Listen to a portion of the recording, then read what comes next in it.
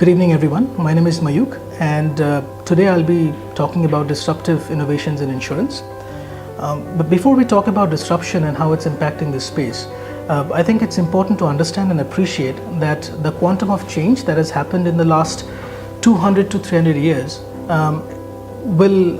is slated to happen in the next 5 to 10 years tops.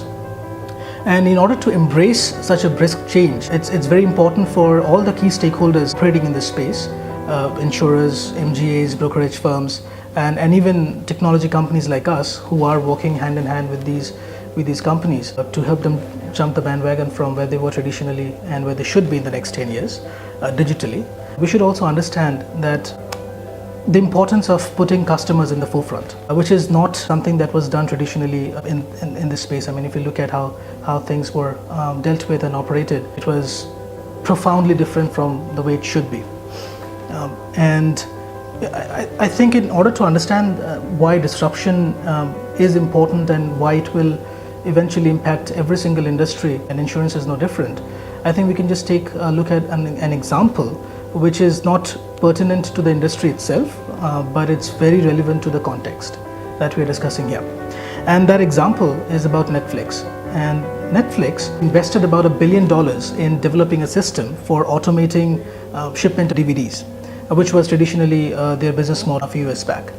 And this was working wonderfully well for them, and it had saved a lot of OPEX, human resources, which they were kind of investing in sustaining the business model previously. A few years down the line, I think, just like any industry gets disrupted, this space also got disrupted by the fact that end users like you and I, we got the taste of more bandwidth available at our disposal, and we started consuming more content over the internet. And Netflix as a company couldn't stay away from this paradigm shift that was happening in this space.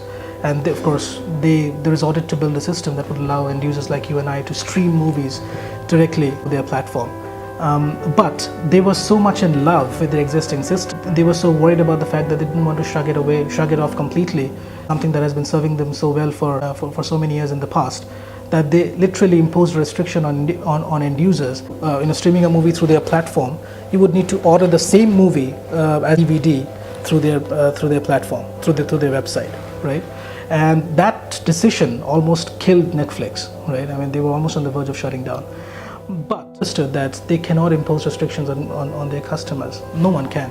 I mean, customers, they always find better and more ingenious ways to kind of cater to their demands. There'll always be companies that are always looking for opportunities like that, right?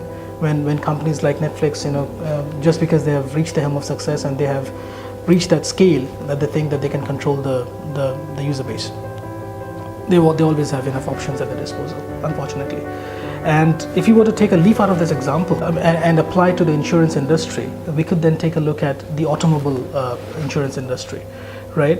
Where based on certain projections and certain data crunching that has been done by consulting firms across the world, the consensus that almost $80 billion worth of premium pool will be transferred from personal lines to commercial lines, right? And this paradigm shift is being created by companies that literally had nothing to do with insurance, right? Companies, literally new kids on the block like Google X, Tesla Motors, even Apple is on the verge of coming up with their own line of autonomous vehicles. So I mean, these companies are disrupting the space like anything, and the change drivers who are kind of allowing these companies to create this impact in this space is predominantly coming from three technology trends, which is IoT, big data, and blockchain. Of course, there are other technology enablers as well, but these three are the key disruptors. If you look at insurance companies, I mean, traditionally they were very good in doing three things, right? Which is creating data, of course, owning the tools for creating that data, right? And the third thing is, of course, having algorithms and processes, which is then applied on those data sets to extract information, which is then used to calculate premiums and risk using their actuarial resources. But these prowesses or these benefits that the insurance companies traditionally had over the last few hundred years is being shifted to these new kids on the block. I know that Uber is not new, Google X is not new, so is not Tesla Motors, but if you were to pit them against legacy insurers like, who have been around for hundreds of years, they are still in their infancy. These three things are now being done by these companies wonderfully well. But what we need to understand is that even though there is a shift of power from insurance companies to these companies who have nothing to do with insurance, there is also this opportunity which is being offered on the platter for insurers, where they can now remodel their usual way of doing business and restructure it, rejig it, and start offering two things, right? One is underwriting as a service, and the second one is balance sheet management as a service to these companies. Because these companies, they have no plans to, I'm sure, they have no plans to open up their own insurance wings, and that is not what they do, that is not what they are supposed to do anyways. But they would still need to insure their customers, right? And imagine, I mean, if you're driving on an autonomous vehicle, which is not being controlled by you, so how can you be responsible for the accidents that you are succumbing to it because of that vehicle? Right? And then if you're not responsible for the accidents that are happening to the vehicle or yourself, then why would you be responsible for paying the premiums for those insurance policies? Which is why the premium pool has been shifted from personal lines to commercial lines, right? If ever there was a doubt around that.